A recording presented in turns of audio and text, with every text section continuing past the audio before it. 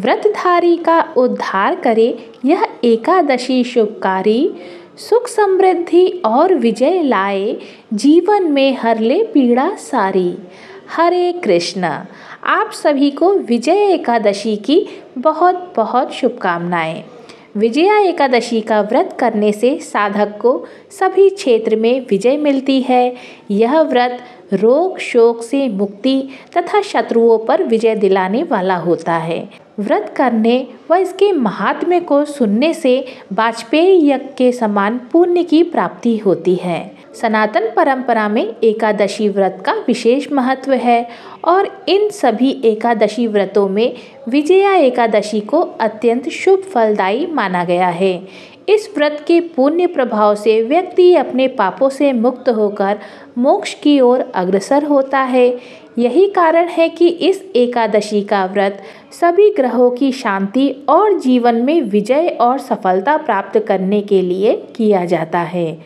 शास्त्रों में वर्णित है कि इस एकादशी व्रत के प्रभाव से जीवन की बाधाएं समाप्त होती हैं, शत्रुओं पर विजय मिलती है।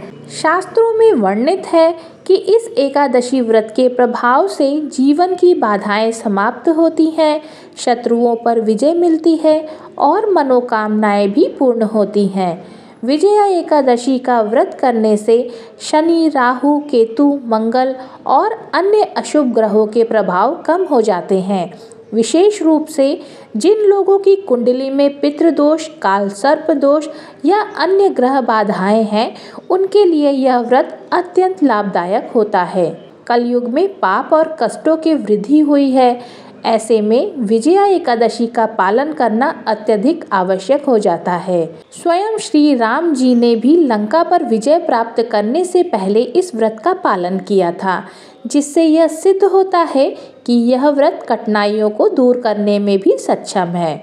विजया एकादशी व्रत के प्रभाव को संपूर्ण रूप से प्राप्त करने के लिए शुभ तिथि और मुहूर्त का ध्यान रखना अत्यंत आवश्यक है। सही समय पर व्रत रखने से इसका पुण्य फल और अधिक बढ़ जाता है, जिससे व्रती को मनोवांछित फलों की प्राप्ति होती है। अगर आप जीवन की कठिनाइयों से मुक्ति पाना चाहते हैं, ग्रहों की शांति चाहते हैं और पापों से मुक्त होकर मोक्ष प्राप्ति की ओर अग्रसर होना चाहते हैं, तो इस बार विजया एकादशी का व्रत अवश्य करें।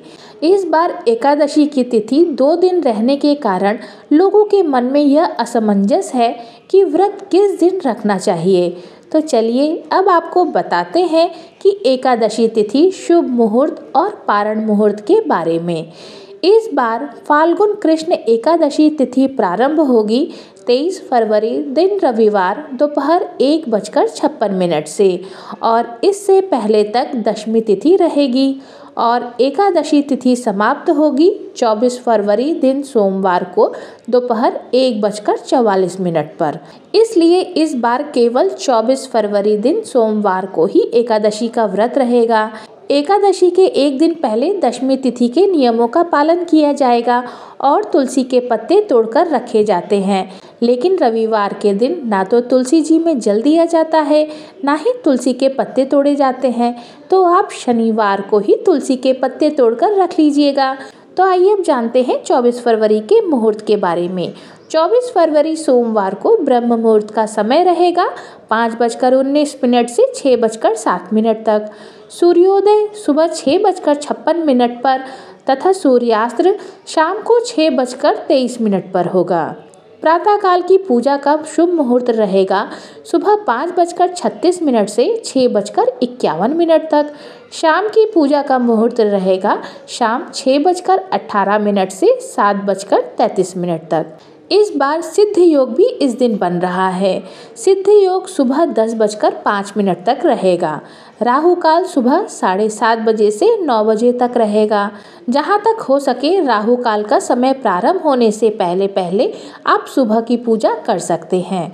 द्वादशी तिथि प्रारंभ होगी 24 फरवरी दिन सोमवार को दोपहर 1:45 से और द्वादशी तिथि की शुरुआत के साथ ही हरिवासर का समय भी शुरू हो जाता है। जब तक हरिवासर रहता है व्रत नहीं खोला जाता है। द्वादशी तिथि समाप्त होगी 25 फरवरी मंगलवार को दोपहर 12:47 पर। एकादशी का व्रत हमेशा शुभ मुहूर्त और शुभ तिथि के अनुसार ही रखना चाहिए, इसलिए इस बार केवल 24 फरवरी सोमवार को ही व्रत रहेगा, चाहे गृहस्थ जन हो या वैष्णव जन हो। आप बिल्कुल भी कंफ्यूज मत होइएगा। अब जानते हैं द्वादशी तिथि के मुहूर्त के बारे में। 25 फरवरी मंगलवार को सूर्योदय होगा सुबह 6:55 पर और सूर्यास्त 6:24 पर। ब्रह्म मुहूर्त सुबह 5:18 से 6:06 तक। प्रातःकाल पूजा मुहूर्त रहेगा सुबह 5:35 से 6:50 तक। अभिजीत मुहूर्त दोपहर 12:16 से 1:02 तक। राहु काल दोपहर 3 बजे से 4:30 बजे तक रहेगा। हरिवासर का समय समाप्त होगा 24 फरवरी दिन सोमवार को शाम 7 बजे तक। ध्यान रखिएगा, सोमवार को दोपहर 12:47 से ही हरिवासर का समय भी प्रारंभ हो जाएगा और जो लोग हरिवासर के समय व्रत खोलते हैं उनके द्वारा रखे गए समस्त एकादशी व्रत का पुण्य नष्ट हो जाता है। इसलिए व्रत रखने के साथ साथ व्रत पारण मुहूर्त की जानकारी भी आपको होनी चाहिए। और इस बार विजया एकादशी का व्रत पारण किया जाएगा यानी व्रत खोला जाएगा 25 फरवरी मंगलवार को सुबह 6:56 से 9:08 के बीच में। एकादशी के दिन विधि विधान से भगवान का पूजन करके द्वादशी तिथि को शुभ मुहूर्त में व्रत खोलने से पहले भगवान को तुलसी के पत्ते सहित पंचामृत का या खिचड़ी का भोग लगाकर उसी को प्रसाद रूप में ग्रहण करके अपना व्रत खोलना चाहिए। अब सुनिए विजया एकादशी व्रत का महात्म्य।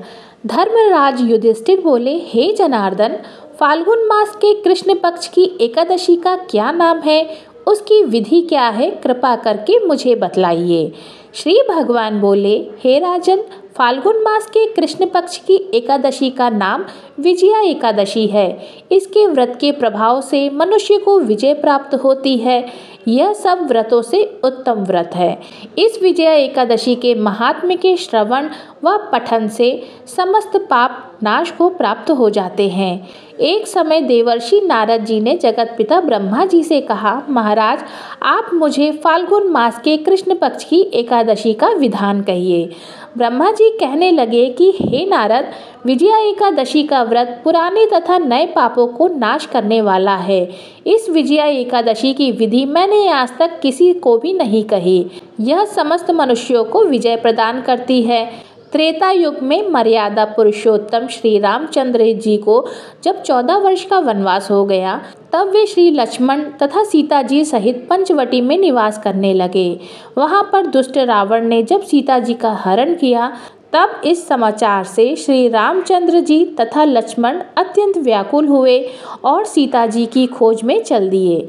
घूमते घूमते जब वे मरणासन जटायु के पास पहुँचे तो जटायु उन्हें सीता जी का वृत्तांत सुनाकर स्वर्गलोक चला गया। कुछ आगे जाकर उनकी सुग्रीव से मित्रता हुई और बाली का वध किया। हनुमान जी ने लंका में जाकर सीता जी का पता लगाया और उनसे श्री रामचंद्र जी और सुग्रीव की मित्रता का वर्णन किया। वहां से लौटकर हनुमान जी ने भगवान राम के पास आकर सब समाचार कहे। श्री रामचंद्र जी ने वानर सेना सहित सुग्रीव की संपत्ति से लंका को प्रस्थान किया। जब श्री रामचंद्र जी समुद्र के किनारे पहुँचे, तब उन्होंने मगरमच्छ आदि से युक्त उस अगाध समुद्र को देखकर लक्ष्मण जी से कहा कि इस समुद्र को हम किस प्रकार से पार करेंगे। श्री लक्ष्मण ने कहा, हे पुराण पुरुषोत्तम, आप आदि पुरुष हैं, आप सब कुछ जानते हैं। यहाँ से आधा योजन दूर पर कुमारी द्वीप में वगदालभ्य नाम के मुनि रहते हैं। उन्होंने अनेक ब्रह्म देखे हैं। आप उनके पास जाकर इसका उपाय पूछिए। लक्ष्मण जी के इस प्रकार के वचन को सुनकर श्री रामचंद्र जी वगदालभ्य ऋषि के पास गए और उनको प्रणाम करके बैठ गए। मुनि ने भी उनको मनुष्य रूप धारण किए हुए पुराण पुरुषोत्तम समझकर उनसे पूछा कि हे राम, आपका आना कैसे हुआ। श्री रामचंद्र जी कहने लगे कि हे ऋषि, मैं अपनी सेना सहित यहाँ पर आया हुआ हूँ और राक्षसों को जीतने के लिए लंका जा रहा हूँ। आप कृपा करके समुद्र पार करने का कोई उपाय बतलाइए। मैं इसी कारण आपके पास आया हुआ हूँ। वगदालभ्य ऋषि बोले कि हे राम, फाल्गुन मास के कृष्ण पक्ष की एकादशी का उत्तम व्रत करने से निश्चय ही आपकी विजय होगी। साथ ही आप समुद्र भी अवश्य पार कर लेंगे। इस व्रत की विधि यह है कि दशमी के दिन स्वर्ण, चांदी, तांबा या मिट्टी का एक घड़ा बनाएं। उस घड़े को जल से भरकर तथा 5 पल्लव रख वेदिका पर स्थापित करें। उस घड़े के नीचे सतंजा और ऊपर जौ रखें। उस पर श्री नारायण भगवान की स्वर्ण की मूर्ति स्थापित करें। एकादशी के दिन स्नान आदि से निवृत्त होकर धूप, दीप, नैवेद्य, नारियल आदि से भगवान की पूजा करें। तत्पश्चात घड़े के सामने बैठकर दिन व्यतीत करें और रात्रि को भी उसी प्रकार बैठे रहकर जागरण करें। द्वादशी के दिन नित्य नियम से निवृत्त होकर उस घड़े को ब्राह्मण को दे दे। हे राम, यदि तुम भी इस व्रत को सेनापतियों सहित करोगे तो तुम्हारी विजय अवश्य होगी।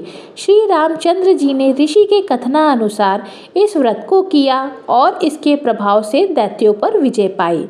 अतः हे राजन, जो कोई मनुष्य विधि पूर्वक इस व्रत को करेगा, दोनों लोकों में उसकी अवश्य विजय होगी। श्री ब्रह्मा जी ने नारद जी से कहा कि हे पुत्र, जो कोई इस व्रत के महात्म्य को पढ़ता या सुनता है, उसको वाजपेय यज्ञ का फल प्राप्त होता है। ये थी आज की वीडियो अगर आपको अच्छी लगी हो तो वीडियो को लाइक और चैनल को सब्सक्राइब जरूर कीजिएगा। हरे कृष्णा।